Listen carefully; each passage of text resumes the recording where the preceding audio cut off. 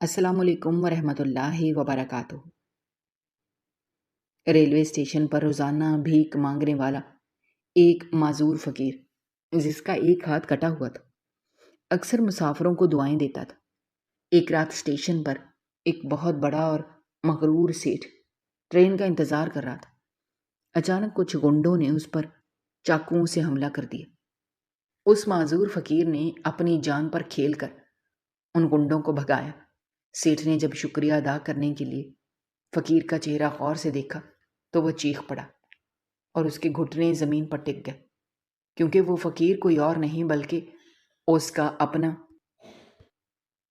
شہر کے قلب میں واقع وہ ایک صدی پرانا اور وسیع و عریض ریلوے اسٹیشن تھا، جس کی سرخ اینٹوں سے بنی ہوئی عالی شان اور فلک بوس عمارت وقت کے بے رحم تھپیڑوں اور لاتعداد موسموں کی سختیوں کے باوجود اپنی پوری شان و شوکت اور ایک عجیب سے وقار کے ساتھ کھڑی تھی۔ اس ریلوے اسٹیشن کے پلیٹ فارموں پر ہر وقت مسافروں کا ایک ایسا نا ختم ہونے والا اور بے ہنگم ہجوم رواں دواں رہتا تھا، جو کسی بہتے ہوئے سمندر کی بپھری ہوئی لہروں کا منظر پیش کرتا تھا۔ ریل گاڑیوں کے کان پھاڑ دینے والی سیٹیاں، ان کے بھاری پہیوں کی لوہے کی پٹریوں سے رگڑ کھا کر پیدا ہونے والی چنگاریاں اور چنگھاڑتی ہوئی آوازیں، انجنوں سے نکلنے والا کثیف اور سیاہ دھواں جو آسمان کو دھندلا کر دیتا تھا، اور کلیوں کی مخصوص اور اونچی آوازیں اس ریلوے اسٹیشن کا روزمرہ کا معمول تھیں۔ اسی پرشور اور ہنگامہ خیز ماحول کے درمیان پلیٹ فارم نمبر 3 کے ایک انتہائی تاریک اور قدرے سنسان کونے میں ایک خستہ حال اور معذور فقیر پچھلے کئی سالوں سے اپنا مستقل ٹھکانہ بنائے ہوئے تھا۔ اس فقیر کی حالت اتنی ناگفتہ با اور قابل رحم تھی کہ کوئی بھی حساس دل انسان اسے دیکھ کر لرز اٹھتا تھا۔ اس کے جسم پر موجود کپڑے اس قدر پرانے، بوسیدہ اور تار تار ہو چکے تھے کہ ان کا اصل رنگ پہچاننا بھی ناممکن تھا۔ اس فقیر کی سب سے بڑی معذوری اس کا دایاں کٹا ہوا ہاتھ تھا، جو کندھے کے بالکل قریب سے کٹ چکا تھا، اور اس کی وہ خالی آستین ہر وقت ہوا میں جھولتی رہتی تھی، جو اس کی بے بسی اور لاچارگی کا منہ بولتا ثبوت تھی۔ اس کا چہرہ بکھرے ہوئے، الجھے ہوئے طویل بالوں اور انتہائی گھنی اور بے ترتیب داڑھی کے پیچھے مکمل طور پر چھپا ہوا تھا، جس کی وجہ سے اس کے خد و خال پہچاننا کسی کے لیے بھی ممکن نہیں تھا۔ اس کی آنکھوں میں ایک ایسی گہری اداسی اور نا امیدی چھپی ہوئی تھی، جیسے اس نے اپنی زندگی میں دکھوں کے پہاڑ جھیلے ہوں اور دنیا کی ہر خوشی اس سے روٹھ چکی ہو۔ لیکن اس تمام تر بدحالی اور معذوری کے باوجود اس فقیر کی ایک سب سے خاص اور حیران کن بات یہ تھی کہ وہ دیگر عام فقیروں کی طرح مسافروں کے پیچھے بھاگ کر ان کی منت سماجت کر کے یا ان کے کپڑے پکڑ کر بھیک نہیں مانگتا تھا، نہ ہی کبھی کسی کے سامنے گڑ گڑاتا تھا۔ بس اپنے اس تاریک کونے میں زمین پر بچھی ہوئی ایک پھٹی پرانی اور گرم آلود بوری پر خاموشی سے سر جھکائے بیٹھا رہتا تھا۔ اس کے سامنے ایک پرانا اور زنگ آلود لوہے کا پیالہ رکھا ہوا تھا، جس میں آتے جاتے مسافر اپنی مرضی اور ثوابدید کے مطابق چند سکے یا کچھ روپے ڈال دیا کرتے تھے، اور جب بھی کوئی مسافر اس کے پیالے میں کچھ ڈالتا، وہ فقیر اپنا سر اٹھا کر اسے دیکھتا، اس کے خشک ہونٹوں سے اس شخص کے لیے دنیا اور آخرت کی کامیابی کی ایسی پرخلوص اور طویل دعائیں نکلتیں جو سیدھی دل میں اتر جاتی تھی۔ اس فقیر کا نام کیا تھا، وہ کہاں سے آیا تھا، اور اس کا ہاتھ کس خوفناک حادثے میں کٹا تھا؟ یہ وہ تمام سوالات تھے جن کا جواب اس ریلوے اسٹیشن کے کسی دکاندار، کسی کولی، کسی مسافر کے پاس نہیں تھا۔ بس سب لوگ اسے معذور بابا کہہ کر پکارتے تھے، اور وہ بھی اسی نام پر اپنی گردن ہلا کر جواب دے دیا کرتا تھا۔ دوسری طرف اسی شہر کی ایک انتہائی پوش اور مہنگی ترین بستی میں ایک ایسا شخص رہائش پذیر تھا جس کا نام اور جس کا روب اس شہر کے چھوٹے بڑے انسان کے دل پر نقش تھا۔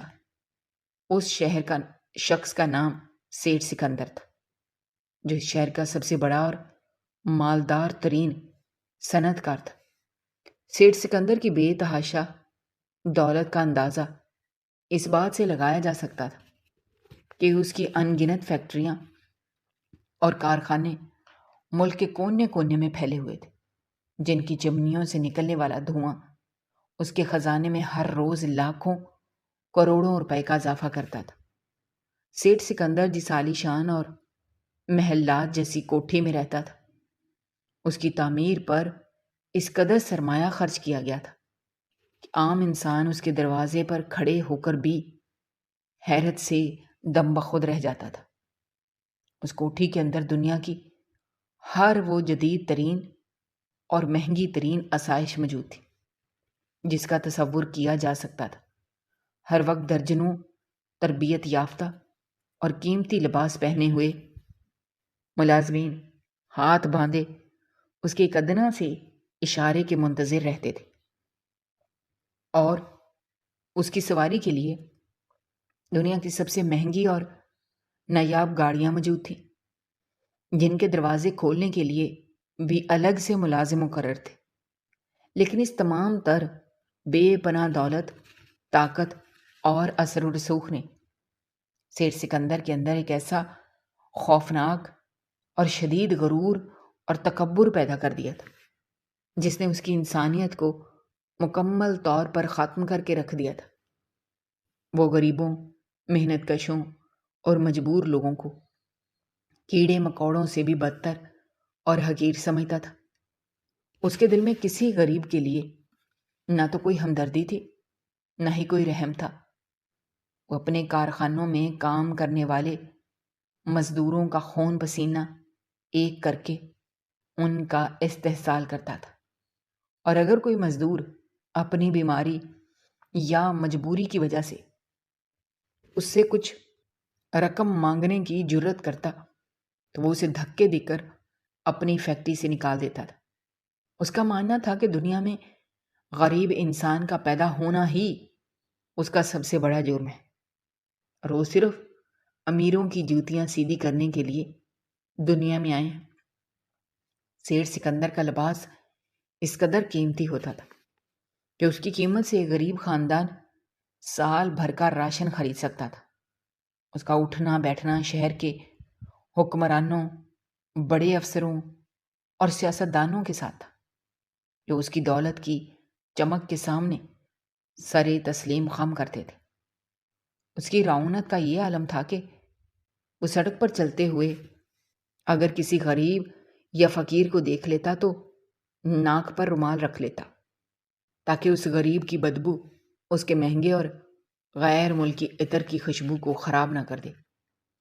وہ ایک انتہائی سنگ دل، مغرور اور خود غرض انسان تھا، جس کی زندگی کا واحد مقصد صرف اور صرف مزید دولت اکٹھی کرنا اور اپنے مخالفین کو کچل کر ان کی لاشوں پر اپنے کاروبار کی بنیادیں مضبوط کرنا تھا۔ اور اسی کاروباری دشمنی اور بے رحمی کی وجہ سے اس نے شہر میں کئی ایسے کاروباری حریف پیدا کر لیے تھے جو اس کے خون کے پیاسے تھے اور اسے راستے سے ہٹانے کے لیے کسی بھی حد تک جانے کو تیار تھے۔ لیکن سیٹھ سکندر اپنی بے پناہ طاقت اور اپنے انگنت اور مسلح محافظوں کے گھیرے میں ہونے کی وجہ سے ان تمام دشمنوں کو خاطر میں نہیں لاتا تھا اور ان کا کھلے عام مذاق اڑاتا تھا۔ وقت اپنی مخصوص اور بے رحم رفتار سے گزرتا جا رہا تھا، اور سیٹھ سکندر کی دولت اور اس کا تکبر کا پہاڑ مزید بلند ہوتا جا رہا تھا۔ اچانک ایک دن اس کی کاروباری زندگی میں ایک ایسا اہم ترین اور انتہائی منافع بخش موقع آیا جس نے اسے فوری طور پر ایک دوسرے بڑے شہر کے سفر پر مجبور کر دیا۔ ایک ایسا غیر ملکی کاروباری معاہدہ تھا جس پر دستخط کرنے کا مطلب اس کی دولت میں اربوں روپے کا مزید اضافہ تھا۔ اس معاہدے پر دستخط کرنے کے لیے اسے اگلے دن صبح ہر صورت اس دوسرے شہر میں موجود ہونا تھا۔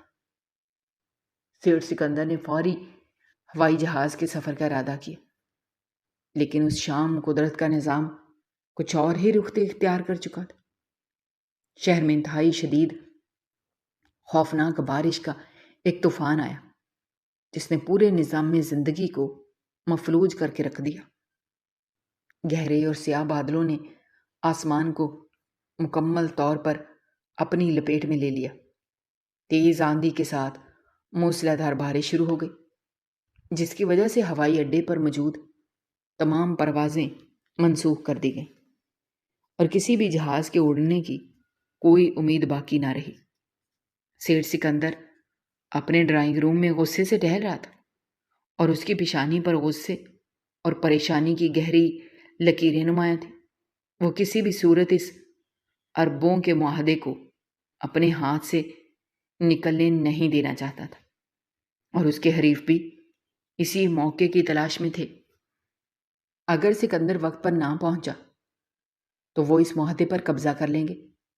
جب جہاز کا سفر قطعی طور پر ناممکن ہو گیا تو سیٹھ سکندر کے خاص مشیر نے اسے مشورہ دیا کہ رات کے وقت اسی ریلوے اسٹیشن سے ایک انتہائی تیز رفتار اور خاص ریل گاڑی روانہ ہوتی ہے، جس میں عمرہ کے لیے خاص اور انتہائی پرتعیش ڈبے موجود ہوتے ہیں، اور وہ ریل گاڑی صبح ہونے سے پہلے ہی اسے اس شہر تک بحفاظت پہنچا سکتی ہے۔ سیٹھ سکندر، جس نے اپنی زندگی میں کبھی ریل گاڑی کا سفر نہیں کیا تھا اور اسے عام لوگوں کے ساتھ سفر کرنا اپنی توہین محسوس ہوتا تھا، اس نے اپنے شدید غصے اور ہچکچاہٹ کے باوجود اپنے کاروباری لالچ اور مجبوری کی وجہ سے ایک کڑوا گھونٹ بھر لیا اور اس ریل گاڑی کے خاص اور سب سے مہنگے ڈبے کی پوری نشستیں اپنے لیے مخصوص کروا لیں۔ رات کے تقریباً 11:30 بجے کا وقت تھا جب بارش کا زور کسی حد تک ٹوٹ چکا تھا، لیکن فضا میں اب بھی ایک شدید خنکی اور تاریکی چھائی ہوئی تھی۔ سیٹھ سکندر کی انتہائی مہنگی اور لمبی گاڑی ریلوے اسٹیشن کے خاص دروازے کے سامنے آ کر رکی، اور اس کے چاروں طرف اس کے وہ مسلح محافظ موجود تھے جو ہر وقت سائے کی طرح اس کے ساتھ رہتے تھے۔ ریلوے اسٹیشن کا وہ خاص مہمان خانہ جو صرف اعلیٰ عہدیداروں اور امیر لوگوں کے لیے مخصوص تھا، وہاں سیٹھ سکندر کے تمام تر انتظامات مکمل تھے۔ سیٹھ سکندر انتہائی غرور اور تکبر کے ساتھ چلتا ہوا اس مہمان خانے میں جا کر بیٹھ گیا۔ اس کے چہرے پر اس جگہ کے لیے شدید بیزاری اور کراہت کے آثار واضح تھے، کیونکہ اسے اس اسٹیشن کی پرانی دیواروں اور غریب مسافروں کی موجودگی سے سخت کوفت ہو رہی۔ ریل گاڑی کی روانگی میں ابھی کچھ وقت باقی تھا اور پلیٹ فارم پر عام مسافروں کا رش بارش کی وجہ سے معمول سے بہت کم تھا۔ سیٹھ سکندر نے اپنے تمام مسلح محافظوں کو حکم دیا کہ وہ اسٹیشن کے باہر گاڑیوں کے پاس ہی موجود رہیں، کیونکہ وہ نہیں چاہتا تھا کہ مہمان خانے میں ان محافظوں کی موجودگی سے اسے کوئی الجھن ہو، اور اس کا خیال تھا کہ ریلوے اسٹیشن کے اس خاص حصے میں اسے کوئی خطرہ نہیں ہو سکتا۔ اس کا تکبر اسے یہ سوچنے پر مجبور کر رہا تھا کہ اس جیسے طاقتور انسان پر ہاتھ اٹھانے کی جرت اس پورے ملک میں کسی کے پاس نہیں ہے۔ محافظ اس کا حکم مانتے ہوئے باہر چلے گئے اور سیٹھ سکندر اس مہمان خانے کے آرام دہ صوفے پر اکیلا بیٹھ کر اپنے اس نئے کاروباری معاہدے کے بارے میں سوچنے لگا۔ اچانک ریل گاڑی کی روانگی کا اعلان ہوا۔ مہمان خانے کا نگران انتہائی ادب اور عاجزی کے ساتھ اندر آیا۔ اس نے سیٹھ سکندر کو بتایا کہ اس کی خاص بوگی پلیٹ فارم نمبر 3 پر لگ چکی ہے اور وہ وہاں جا کر اپنی نشست سنبھال سکتا ہے۔ سیٹھ سکندر نے انتہائی رعونت کے ساتھ اپنا مہنگا چمڑے کا بیگ اٹھایا اور اپنے جوتوں کی بھاری آواز پیدا کرتا ہوا مہمان خانے سے باہر نکل کر پلیٹ فارم نمبر 3 کی طرف چل پڑا۔ ریلوے اسٹیشن کا یہ حصہ رات کی تاریکی اور شدید سردی کی وجہ سے لگ بھگ سنسان ہو چکا تھا۔ چند ایک مسافر جو وہاں موجود تھے وہ سردی سے بچنے کے لیے اپنے کمبلوں میں لپٹے ہوئے فرش پر سو رہے تھے اور گہری خاموشی چھائی ہوئی تھی۔ صرف دور کھڑے انجن کی گرم دھوئیں اور اس کی ہلکی ہلکی گڑگڑاہٹ کی آواز آ رہی تھی۔ پلیٹ فارم کی چھت پر لگے ہوئے پرانے اور زرد رنگ کے بلب ہوا کے زور سے ہل رہے تھے۔ ان کی مدھم اور پیلی روشنی فرش پر عجیب اور پرسرار سائے بنا رہی تھی۔ سیٹھ سکندر اپنے اسی مخصوص تکبر کے ساتھ چلتا ہوا اپنی بوگی کی طرف بڑھ رہا تھا اور اسے اس بات کا قطعی طور پر کوئی اندازہ نہیں تھا کہ موت اس وقت چند قدم کے فاصلے پر اس کا بے صبری سے انتظار کر رہی ہے۔ اس کے وہ کاروباری حریف جو اس معاہدے کو رکوانا چاہتے تھے، انہوں نے شہر کے چند انتہائی خطرناک اور سفاک گنڈوں کو بھاری رقم دے کر اس کام کے لیے خریدا تھا کہ وہ سیٹھ سکندر کو راستے سے ہٹا دیں، اور وہ سفاک گنڈے بارش کے اس اندھیرے کا فائدہ اٹھاتے ہوئے خاموشی سے ریلوے اسٹیشن کے اس تاریک حصے میں داخل ہو چکے تھے اور گھات لگائے بیٹھے تھے۔ سیٹھ سکندر جیسے ہی اپنی بوگی کے دروازے کے قریب پہنچا اور اس نے دروازہ کھولنے کے لیے اپنا ہاتھ آگے بڑھایا، اچانک پلیٹ فارم کے اس تاریک حصے میں رکھے ہوئے پرانے سامان اور لکڑی کے بڑے صندوق کے پیچھے سے 4 انتہائی ہٹے کٹے اور خونی درندوں کی طرح نظر آنے والے گنڈے تیزی سے نمودار ہوئے۔ ان کے چہروں پر کالے رنگ کے کپڑے بندھے ہوئے تھے جن سے صرف ان کی خونخوار آنکھیں نظر آ رہی تھیں۔ ان کے مضبوط اور درشت ہاتھوں میں تیز دھار اور چمکدار چاقو پکڑے ہوئے تھے جن کی دھار پلیٹ فارم کی مدھم روشنی میں موت کی طرح چمک رہی تھی۔ ان گنڈوں نے انتہائی پھرتی اور خاموشی سے سیٹھ سکندر کو چاروں طرف سے اپنے گھیرے میں لے لیا۔ ان کی اچانک اور خوفناک نموداری کو دیکھ کر سیٹھ سکندر کا وہ تمام تر غرور، تکبر اور اس کا وہ روب جو اپنے ملازموں پر جھاڑتا تھا ایک ہی سیکنڈ میں ہوا میں تحلیل ہو گیا اور اس کی جگہ ایک انتہائی شدید اور جان لیوا خوف نے لے لی۔ اس کے ہاتھ سے وہ مہنگا چمڑے کا بیگ چھوٹ کر زمین پر گر پڑا اور اس کے حلق سے خوف کے مارے آواز تک نکلنا بند ہو گئی۔ اس کے وہ مہنگے اور غیر ملکی لباس میں چھپے ہوئے پیر بری طرح کانپنے لگے اور اسے اپنا سارا وجود پگھلتا ہوا محسوس ہونے لگا۔ اس نے اپنی پوری زندگی میں کبھی موت کو اتنے قریب اور اتنے بھیانک روپ میں نہیں دیکھا تھا۔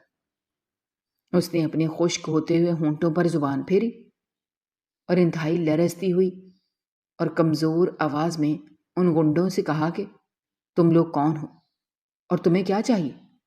اگر تمہیں پیسہ چاہیے تو مجھے مت مارو، میں تمہیں اتنی دولت دوں گا تمہاری 7 نسلیں بیٹھ کر کھائیں گی، بس مجھے جانے دو۔ لیکن ان گنڈوں کے دلوں میں کوئی رحم نہیں تھا کیونکہ وہ سیٹھ سکندر کی موت کا سودا کر کے آئے تھے۔ ان میں سے ایک گنڈے نے جو ان کا سرغنہ لگ رہا تھا انتہائی بھیانک اور خونی ہنسی ہنستے ہوئے اپنا چاقو سیٹھ سکندر کے سینے کی طرف سیدھا کیا اور کہا، تیری دولت اب تیرے کسی کام نہیں آئے گی سیٹھ، ہم تیری جان لینے آئے ہیں اور تیری یہ رات تیری زندگی کی آخری رات ہے۔ یہ سن کر سیٹھ سکندر کی آنکھوں کے سامنے اندھیرا چھانے لگا۔ اس نے مدد کے لیے پکارنا چاہا لیکن اس کے گلے سے صرف ایک گھٹی ہوئی اور بے بس سی چیخ نکلی۔ اس کا کوئی محافظ وہاں موجود نہیں تھا جو اس کی جان بچا سکتا۔ وہ بالکل تنہا اور بے یار و مددگار کھڑا تھا، اور موت اس پر جھپٹنے کے لیے تیار تھی۔ اس سرغنے نے اپنا چاقو پوری طاقت سے سیر سکندر کے سینے میں اتارنے کے لیے اپنا ہاتھ فضا میں بلند کیا، اور سیر سکندر نے اپنی موت کو یقینی جان کر اپنی آنکھیں سختی سے بند کر لیں۔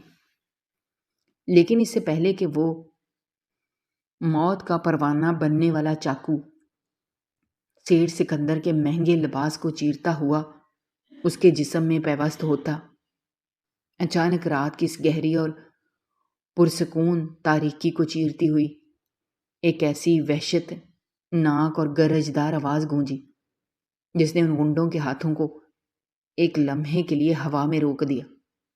یہ آواز کسی زخمی شیر کی دھاڑ کی طرح تھی جس میں ایک عجیب سا درد اور غضبناک غصہ چھپا ہوا تھا۔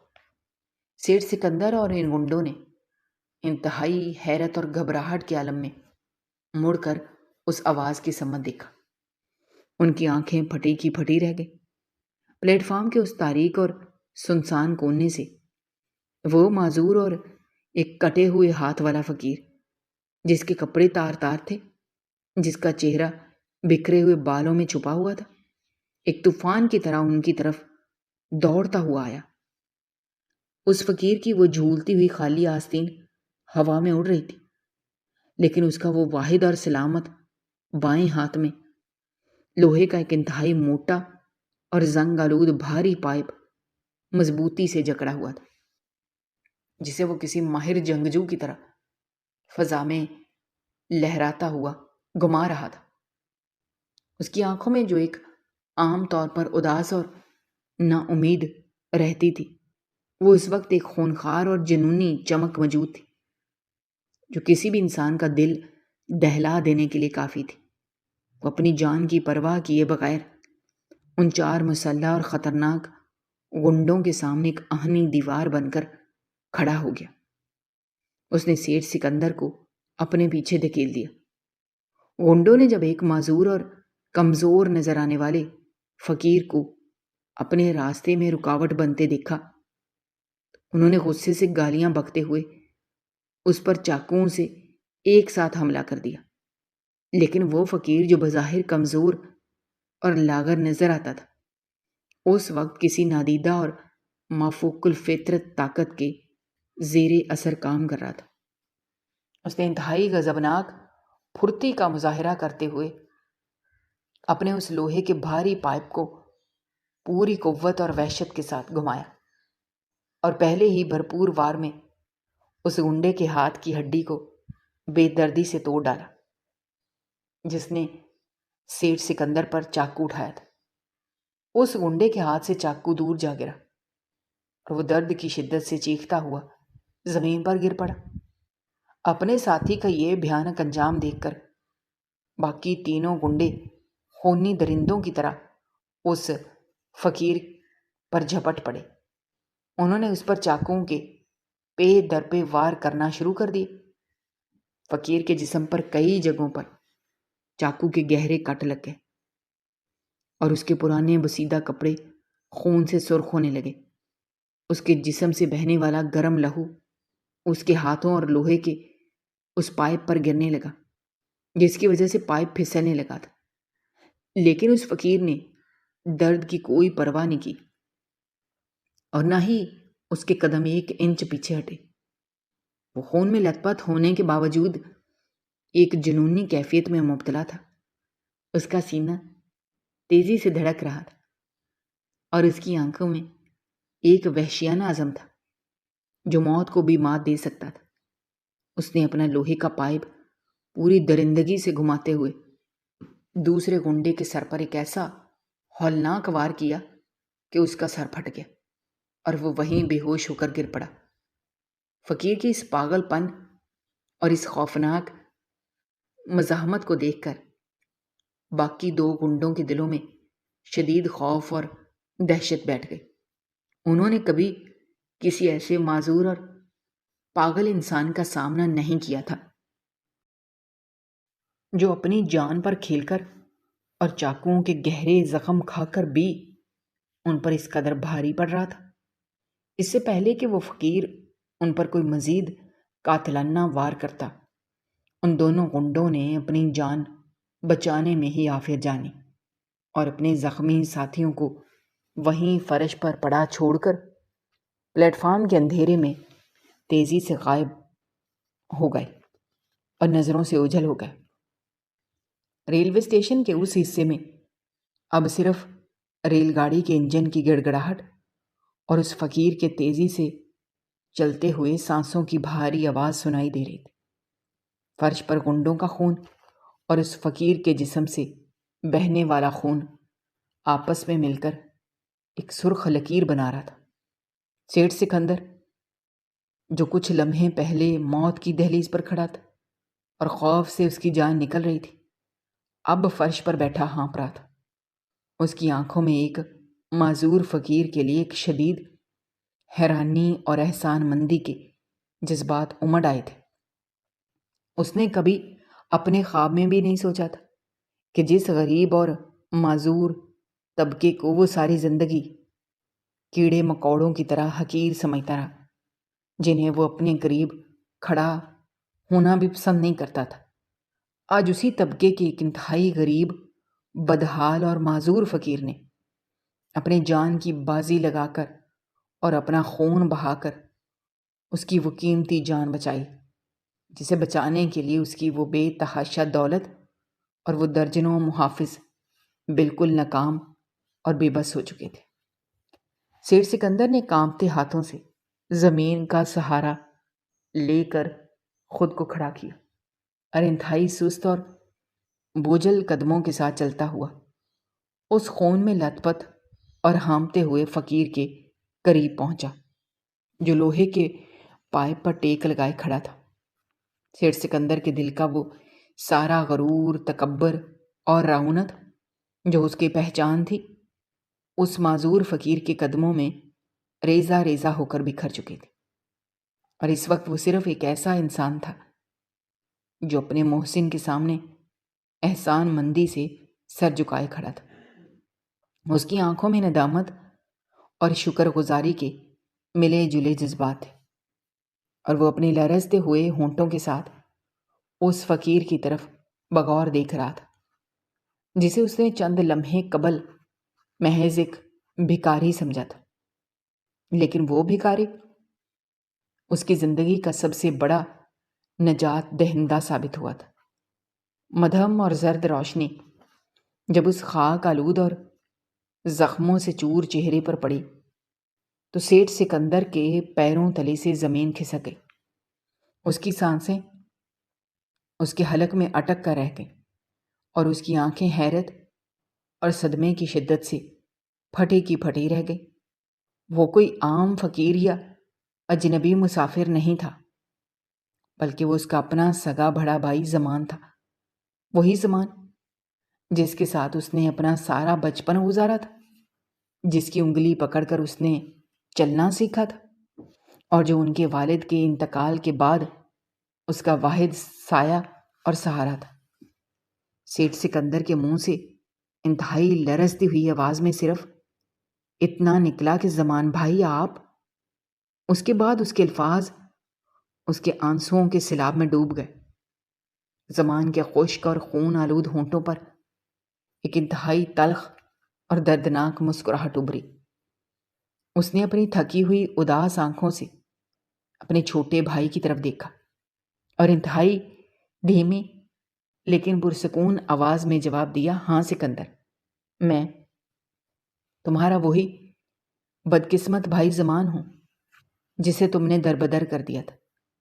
یہ سنتے ہی سیٹھ سکندر کے دماغ میں ماضی کی ان تاریک اور خوفناک یادوں کا ایک طوفان امڈ آیا، جب اس نے اپنی دولت کی ہوس اور تکبر میں اندھے ہو کر ہر خونی رشتے کو پامال کر دیا تھا۔ اسے یاد آیا کہ ان کے والد، جو اس شہر کے ایک انتہائی نیک دل اور مشہور تاجر تھے، اپنی وفات سے قبل اپنا تمام تر سرمایہ، اپنے کارخانے اور اپنی تمام جائیداد دونوں بھائیوں کے نام برابر برابر کر گئے تھے، لیکن سیٹھ سکندر کے اندر چھپے ہوئے لالچی اور خود غرض درندے نے اس برابری کو تسلیم کرنے سے صاف انکار کر دیا تھا۔ اس نے شہر کے بددیانت مشیروں اور رشوت خور اہلکاروں کے ساتھ مل کر انتہائی شرمناک اور گھناؤنا منصوبہ بنایا اور جعلی دستاویزات تیار کروا کر ساری کی ساری جائیداد اور کارخانے اکیلے اپنے نام منتقل کروا لیے تھے۔ اسے وہ بھیانک اور کالی رات پوری جزیات کے ساتھ یاد آنے لگی، جب شہر میں طوفانی بارش ہو رہی تھی اور آسمان سے بجلی گر رہی تھی۔ اس رات اس نے اپنی طاقت کے گھمنڈ میں آ کر اپنے سگے بڑے بھائی زمان کو اپنے اس عالی شان اور محلات جیسے گھر سے دھکے دے کر نکال دیا تھا۔ زمان بارش میں بھیگتا ہوا اس کے قدموں میں گر کر روتا رہا اور منتیں کرتا رہا تھا کہ اسے دولت یا کارخانے نہیں چاہیے، بس اس گھر سے نہ نکالا جائے جو ان کے شفیق باپ کی آخری نشانی ہے۔ وہ اس گھر میں ایک ادنا خادم بن کر رہنے کو بھی تیار تھا، لیکن سیٹھ سکندر کے دل میں رحم نام کی کوئی چیز باقی نہیں رہی تھی۔ اس نے اپنے بے رحم محافظوں کو حکم دے کر زبان کو سڑک پر پھینکوا دیا تھا اور اس پر گھر کے تمام دروازے ہمیشہ کے لیے بند کر دیے تھے۔ اس رات زمان نے روتے ہوئے آسمان کی طرف دیکھ کر صرف اتنا کہا تھا کہ سکندر، آج تم نے دولت کی خاطر اپنے سگے خون کو سڑک پر پھینکا ہے، لیکن یاد رکھنا یہ دولت ایک دن تمہیں ایسا اندھا اور تنہا کر دے گی کہ تمہیں اپنے ارد گرد کھڑے پہرے دار بھی موت سے نہیں بچا سکیں گے، اور اس دن تمہیں اپنے خون کی پکار سنائی دے گی۔ آج وہ ساری باتیں اور وہ تمام دردناک مناظر کسی خوفناک خواب کی طرح سیٹھ سکندر کی آنکھوں کے سامنے گھوم رہے تھے۔ وہ اپنے ہی بھائی کی اس خستہ حال، خون آلود اور معذور حالت کو دیکھ کر پھوٹ پھوٹ کر رونے لگا۔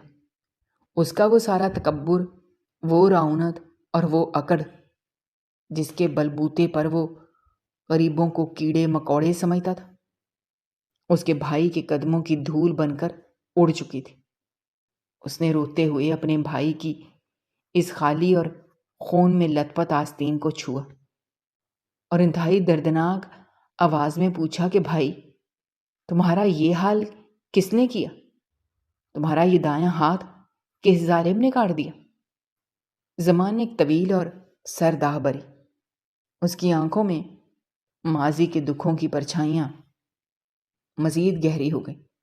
اس نے بتایا کہ جب سکندر نے اسے گھر سے نکالا تو اس کے پاس کوئی سرمایہ تھا، نہ کوئی ٹھکانہ، اور نہ ہی زندگی گزارنے کا کوئی ہنر۔ وہ چاہتا تو عدالتوں کا دروازہ کھٹکھٹا سکتا تھا، لیکن وہ اپنے باپ کی عزت اور خونی رشتے کو سرعام تماشا نہیں بنانا چاہتا تھا۔ اس نے اپنی قسمت کے اس کڑوے گھونٹ کو پی لیا اور پیٹ کی آگ بجھانے کے لیے ایک لوہے کے کارخانے میں انتہائی معمولی مزدور کے طور پر کام شروع کر دیا۔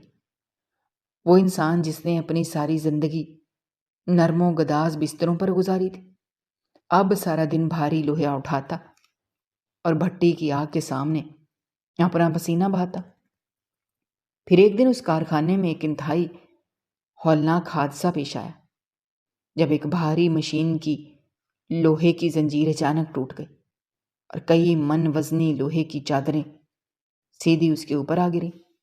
اس نے اپنی جان بچانے کے لیے پیچھے ہٹنے کی کوشش کی، لیکن اس کا دایاں ہاتھ ان وزنی چادروں کے نیچے آ کر بری طرح کچل گیا۔ وہ کئی گھنٹوں تک اس لوہے کے نیچے دبا ہوا خون میں لت پت موت اور زندگی کی کشمکش میں تڑپتا رہا۔ جب اسے نکال کر شفا خانے پہنچایا گیا تو معالجوں کے پاس اس کی جان بچانے کے لیے اس کا دایاں ہاتھ کندھے سے کاٹنے کے علاوہ اور کوئی راستہ نہیں بچا تھا۔ اس کا ہاتھ کٹنے کے ساتھ ہی اس کی ساری زندگی ہمیشہ کے لیے تاریک ہو گئی۔ مزدوری کی وجہ سے اس کی مزدوری چھن گئی اور کرایہ نہ دینے پر اسے اس کے چھوٹے سے کمرے سے بھی نکال دیا گیا۔ در در کی ٹھوکریں کھاتا اور کئی کئی دن کا بھوکا پیاسا وہ اس ریل گاڑی کے مستقر تک پہنچ گیا، اور اس تاریک کونے میں پڑی گرد آلود بوری ہی اس کی کل کائنات بن گئی۔ راہگیروں کے پھینکے ہوئے روٹی کے خشک ٹکڑے اور چند سکے اس کی زندگی کا سہارا بن گئے، لیکن اس نے اپنی اس تمام تر بے بسی اور چلاکی کے باوجود کبھی کسی کے سامنے ہاتھ نہیں پھیلایا، کیونکہ اس کے خاندانی وقار اور ضمیر نے اسے کبھی بھیک مانگنے کی اجازت نہیں دی۔ وہ بس چپ چاپ بیٹھا اپنے رب سے باتیں کرتا رہتا اور ہر وقت اپنے ظالم چھوٹے بھائی کی ہدایت اور سلامتی کی دعائیں مانگتا رہتا۔ یہ تمام داستان سن کر سیٹھ سکندر اپنے ہاتھوں سے اپنا منہ چھپا کر زاروں قطار رونے لگا۔ اس کے دل میں ایک ایسا بھاری بوجھ تھا جسے شاید دنیا کا کوئی سمندر بھی دھو کر صاف نہیں کر سکتا تھا۔ اس نے ہچکیاں لیتے ہوئے زمان سے پوچھا، اگر میں تمہارا اتنا بڑا مجرم تھا تو تم نے اپنی جان پر کھیل کر میری جان کیوں بچائی؟ تم نے مجھے پہچانا کیسے؟ میں تو اس قابل تھا کہ یہ درندے میرے ٹکڑے ٹکڑے کر دیتے اور تم سکون سے اپنی بے عزتی اور دربدری کا انتقام پورا ہوتے ہوئے دیکھتے۔ زمان نے اپنے واحد سلامت بائیں ہاتھ سے سکندر کے کندھے کو مضبوطی سے پکڑا اور اسے زمین سے اٹھاتے ہوئے اپنے خون آلود سینے سے لگا لیا اور کہا کہ خون کبھی پانی نہیں ہوتا میرے بھائی۔ جب میں نے تمہیں اس مستقر پر تکبر سے چلتے ہوئے آتے دیکھا تھا، میں نے تمہاری اس مخصوص چال اور تمہارے چہرے کی خد و خال سے تمہیں دور سے ہی پہچان لیا تھا۔ میں اپنے آنسو پیتا رہا اور تمہیں دیکھتا رہا، لیکن جب ان گنڈوں نے تم پر اچانک حملہ کیا، میرے اندر کا وہ سویا ہوا بڑا بھائی جاگ اٹھا۔ میں یہ کیسے برداشت کر سکتا تھا کہ میرے باپ کا خون میری آنکھوں کے سامنے زمین پر بہہ جائے؟ جب اس قاتل نے تم پر چاقو اٹھایا، مجھے نہ اپنی معذوری یاد رہی، نہ اپنی کمزوری، اور نہ ہی تمہارے وہ ظلم جو تم نے مجھ پر ڈھائے تھے۔ مجھے صرف اتنا علم تھا کہ اگر میرے بھائی کو ایک خراش بھی آئی تو میں زندہ نہیں بچ سکوں گا۔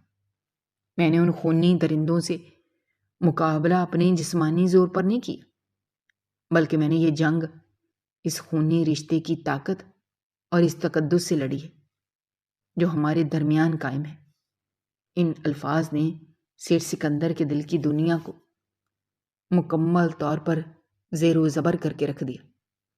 اس کی آنکھوں سے آنسوں کا ایک ایسا طوفان امڈ آیا جس نے اس کے دل پر جمی ہوئی تکبر، غرور، لالچ اور بے رحمی کی تمام تر سیاہ اور غلیظ تہوں کو ہمیشہ کے لیے دھو ڈالا۔ وہ ایک چھوٹے معصوم بچے کی طرح اپنے بھائی کے سینے سے لگ کر دھاڑے مار مار کر رو رہا تھا۔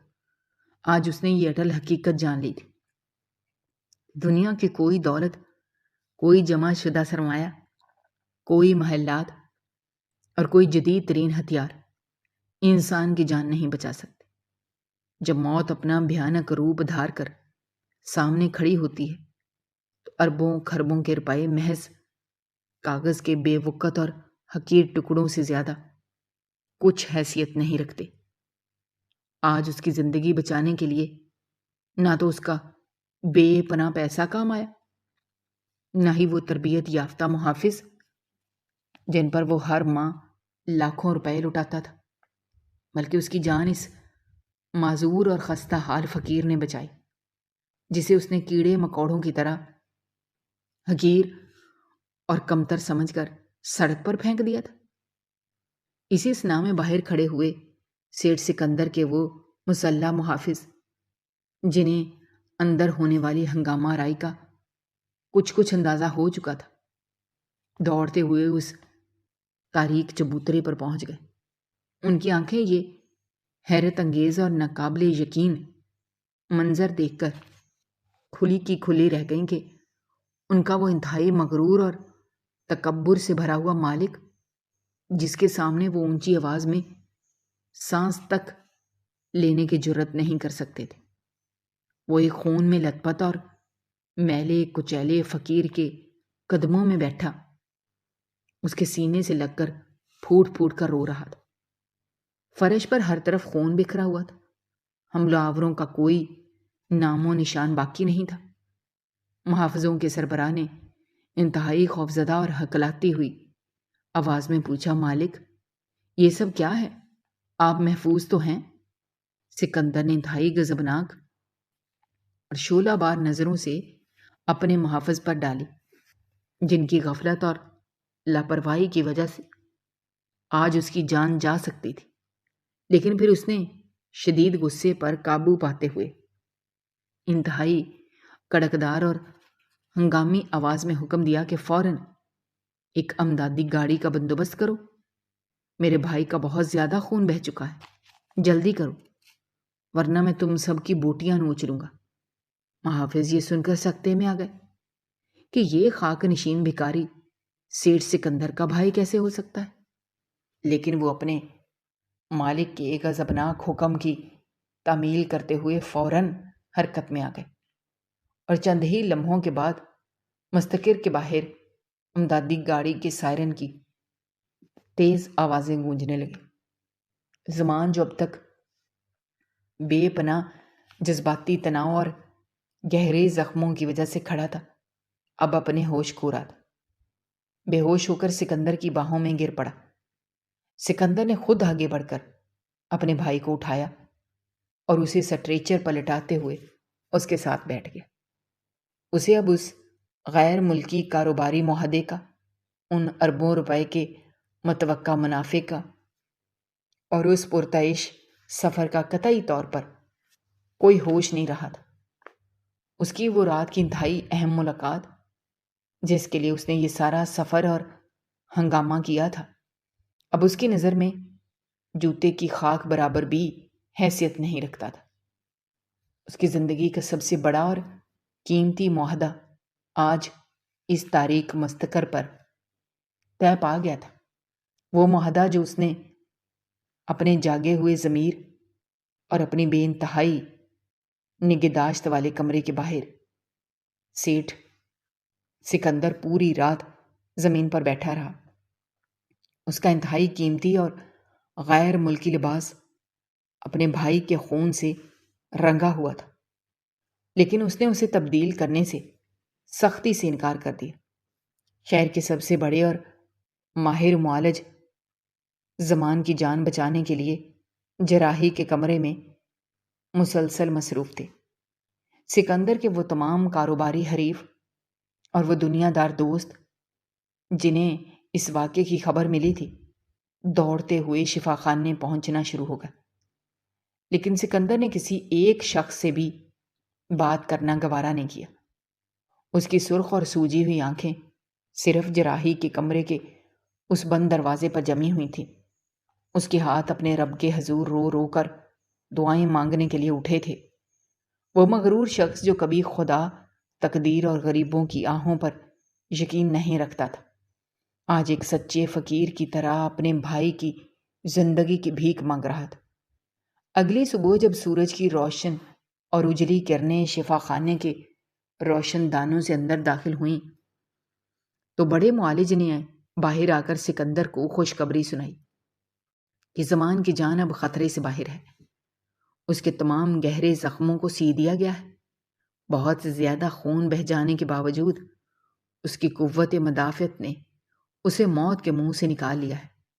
یہ سنتے ہی سکندر نے وہیں زمین پر گر کر سجدہ شکر ادا کیا اور روتا ہوا دوڑ کر اپنے بھائی کے کمرے میں داخل ہوا۔ زمان کی آنکھیں کھلی ہوئی تھیں۔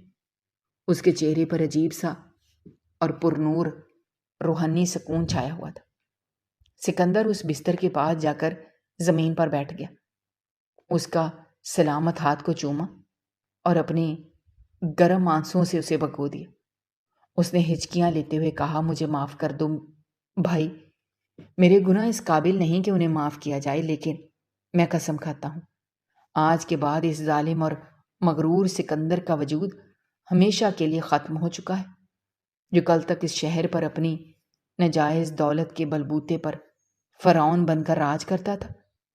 اسی دوپہر کے وقت سکندر نے اپنے تمام قانونی مشیروں، وکیلوں اور کھاتہ داروں کو شفا خانے کے اسی کمرے میں ہنگامی طور پر طلب کر لیا۔ سب لوگ شدید حیرت اور پریشانی میں مبتلا تھے کہ آخر سیٹھ سکندر کا اتنا بڑا اور منافع بخش غیر ملکی معاہدہ منسوخ ہو گیا اور وہ ایک معمولی سے بھکاری کے پاس ڈیرے ڈالے بیٹھا ہے۔ لیکن ان کی یہ حیرت اس وقت ایک شدید اور ناقابل یقین صدمے میں تبدیل ہو گئی جب سکندر نے ان سب کے سامنے ایک نیا اور حتمی قانونی مسودہ تیار کرنے کا دو ٹوک حکم دیا۔ اس نے انتہائی گرجدار اور واضح آواز میں اعلان کیا کہ میری تمام دولت، تمام کارخانے، میری تمام فیکٹریاں، میری ساری زمینیں اور وہ سارا سرمایہ جو میرے نام پر ہے، اس کا باقاعدہ اور قانونی مالک آج سے صرف اور صرف میرا بڑا بھائی زمان ہے۔ تمام قانونی کارروائی اور کاغذات آج شام تک ہر صورت مکمل ہو جانے چاہیے۔ میں نے جو کچھ اپنے بھائی سے غصب کیا تھا وہ میں آج پورے ہوش و حواس میں اور خوشی سے واپس لوٹا رہا ہوں، اور تم سب کان کھول کر سن لو۔ میری تمام صنعتوں اور کارخانوں میں کام کرنے والے ہر مزدور کی اجرت آج ہی سے دگنی کر دی جائے۔ جو مزدور بیمار ہیں یا جن کے گھر والوں کو علاج کی ضرورت ہے، ان کے علاج کا سارا خرچ اب میری صنعتیں اٹھائیں گی، اور اگر کسی بھی مزدور کے ساتھ کسی بھی افسر نے زیادتی کی یا اس کا استحصال کرنے کی کوشش کی، میں خود اس افسر کو پکڑ کر جیل کی تاریک کوٹھڑی میں پھینک دوں گا۔ زمان بستر پر لیٹا مسکرا رہا تھا۔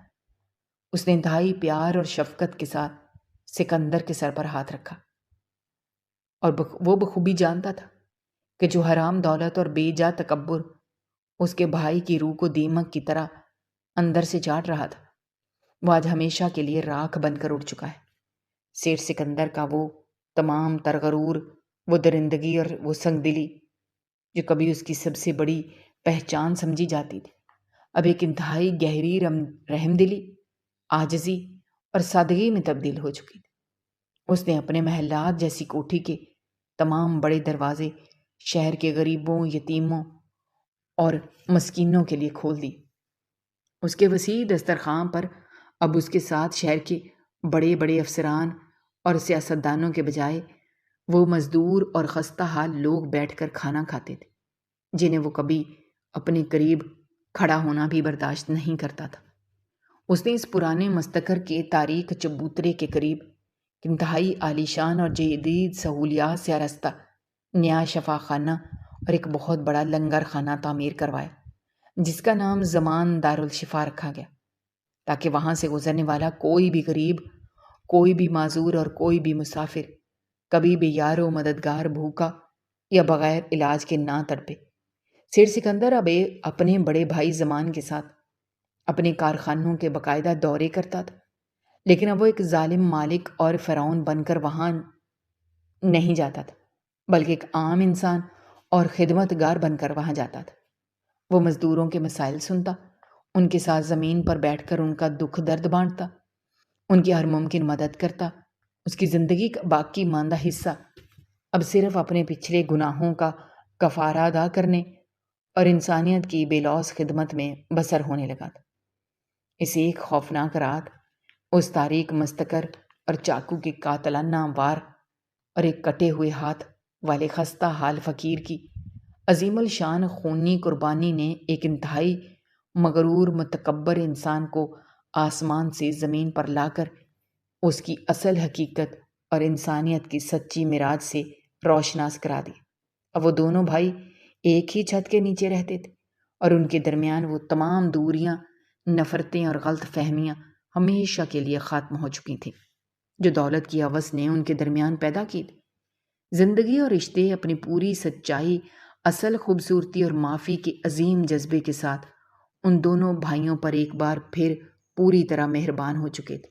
دولت کی وہ ہوس جس نے ایک بھائی کو درندہ بنا دیا تھا، اب محبت اور اظہار کی ایسی روشن شمع میں تبدیل ہو چکی تھی، جس کی روشنی نہ صرف ان کے اپنے گھر کو بلکہ پورے شہر کے بے شمار غریبوں کی زندگیوں کو منور کر دیا تھا۔